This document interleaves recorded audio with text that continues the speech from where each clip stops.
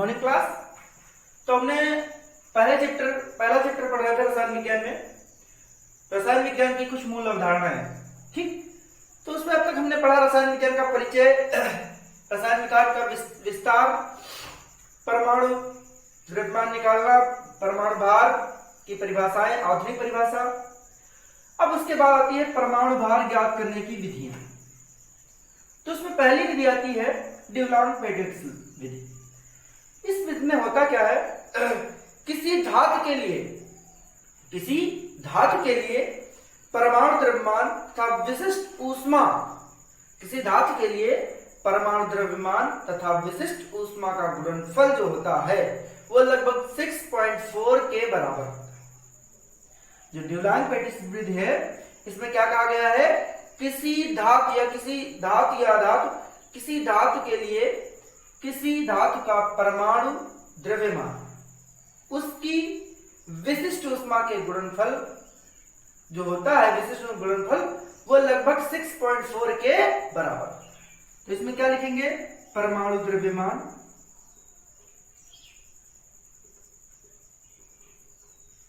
Into विशिष्ट ऊष्मा, और ये अप्रोक्सीमेट होता है 6.4। ठीक, अब अगर हमको परमाणु द्रव्यमान निकालना है किसी का, तो क्या लिखेंगे, परमाणु द्रव्यमान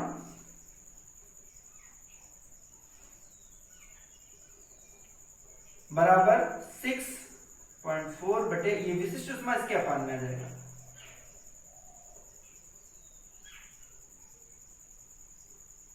तो इस तरह से हम परमाणु द्रव्यमान ज्ञात कर सकते हैं। इसके बाद आती है बात आणविक द्रव्यमान।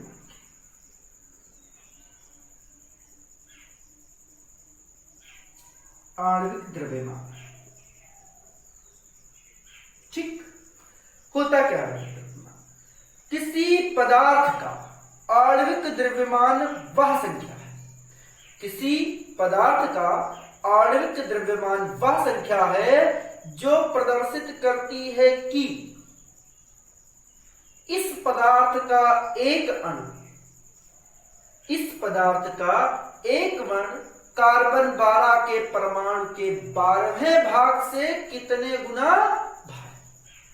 बात समझ में, मतलब किसी पदार्थ का आणविक द्रव्यमान वह संख्या है जो प्रदर्शित करती है कि इस पदार्थ का एक अणु, जो प्रदर्शित करती है कि इस पदार्थ का एक अणु कार्बन 12 के बटे 12 भाग से कितने गुना भारी है। ठीक, तो पदार्थ का आणविक द्रव्यमान क्या होगा, पदार्थ का आणविक द्रव्यमान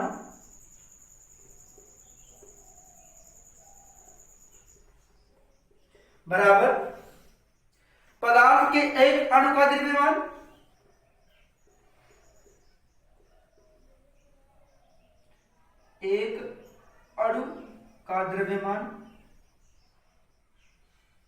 बटे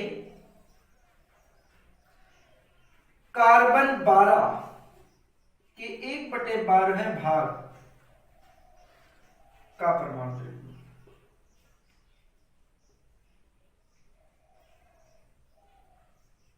ठीक, इस तरह पदार्थ का आणविक द्रव्यमान क्या करते हैं। अब आणविक द्रव्यमान की गणना भी करनी हमें, तो गणना करने के लिए हम कैसे गणना करेंगे, जैसे कोई चीज दे दी जाए, कहा जाए भाई इसका परमाणु द्रव्यमान की गणना करो, तो ध्यान से सुनना, बहुत आसान है, बहुत इजी है, बहुत ज्यादा कठिन नहीं है।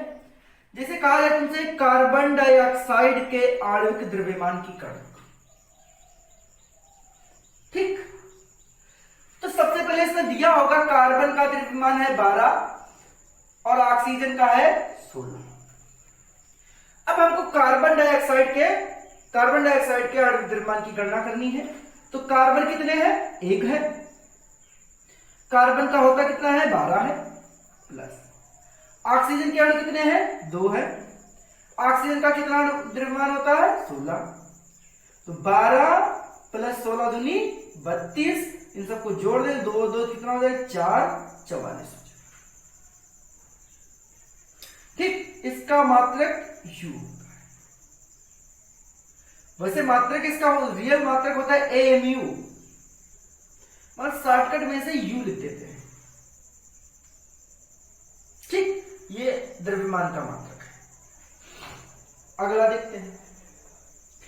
अगर तुमसे कहा जाए कि इसके साथ नाइट्रोजन का भी दिया हो, मान लीजिए 14 दिया हो, नाइट्रोजन का 14 होता है, तो तुमसे कहा जाए कि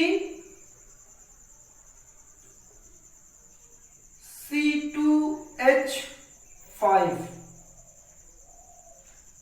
NH2 इसका द्रव्यमान निकालो। एथिलेमिन, अब इसका द्रव्यमान कैसे निकालेंगे? तो हाइड्रोजन का भी पता होना चाहिए, तो हाइड्रोजन का 1 होता है।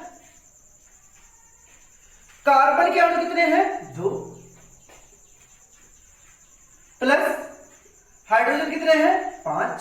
हाइड्रोजन होता कितना है? 1। नाइट्रोजन कितने हैं? 1, होता कितना है? 14। फिर हाइड्रोजन कितने हैं? 2, होता कितना है? 1। तो होता क्या यहां पे है, जितने भी योग तत्व आते रहते हैं उनके बीच में प्लस लगाते हैं, जैसे 1 2 3 4, 1 2 3 4। अब सबको हम हल कर लेते हैं, तो 2 5, कार्बन कितना होता है? कार्बन का 12 होता है भाई, कार्बन का 12 होता है, 2 कार्बन है तो 12 दूनी 24, प्लस 5 एकम 5, प्लस 14 एकम 14, प्लस 2 एकम 2। ठीक, इसे देख लेते हैं। कार्बन है, कार्बन का होता है कितना है? 12, तो 2 गुणे 12। हाइड्रोजन कितना होता है? 5, हाइड्रोजन कितना है? 5, होता कितना है? 1, तो 5 एकम 5। अब इधर देख लो नाइट्रोजन का, नाइट्रोजन कितना है? 14 है, कितने? 1, और हाइड्रोजन का फिर हाइड्रोजन 2 है और होता है 1, तो कितना होगा? 24, तो 5 2 7 8 15, 2 4 6 5 11 4 15 लगा 1 1 1 2 2 4, तो कितना हो जाएगा? 5। ठीक, तो इस तरह हम आणविक द्रव्यमान की गणना करते हैं। बात समझ में? इसके बाद नेक्स्ट हमारा है मोल अवधारणा।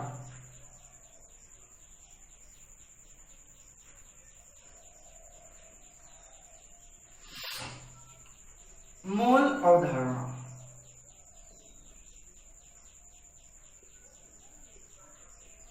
ठीक, क्या है मोल अवधारणा?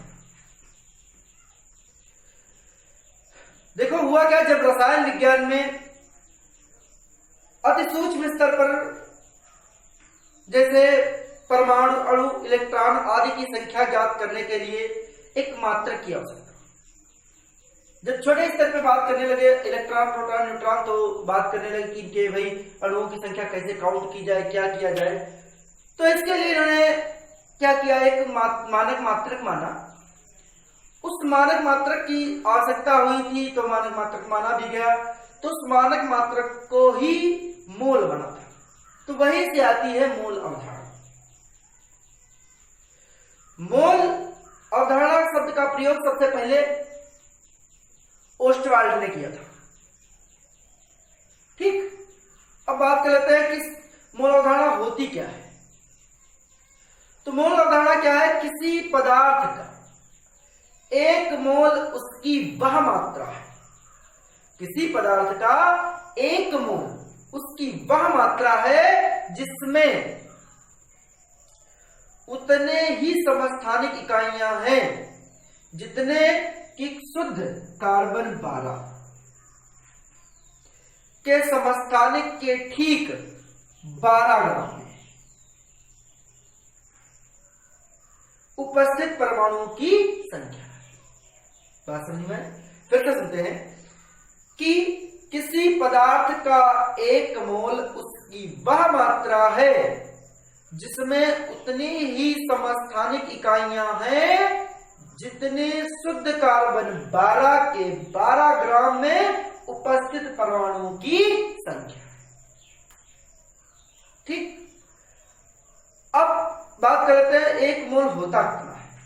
तो 1 मोल में होता क्या है? 1 मोल में 6.022 into 10 की पावर 23 परमाणु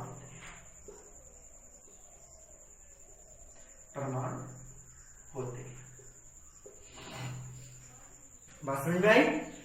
और इस संख्या को ही अवोगाद्रो नंबर कहते हैं। इस संख्या को अवोगाद्रो संख्या कहते हैं और इसे Na से या N से दोनों में से किसी भी अक्षर से विभाजित किया जा सकता है, Na या N से दर्शाया जाता है। बात समझ में आई? तो ये था हमारा मोलर। अब हम अगला टॉपिक है मोलर द्रव्यमान। इसकी क्लास कल कर लेते हैं। ठीक, तब तक इतना तैयार करो। Good bye.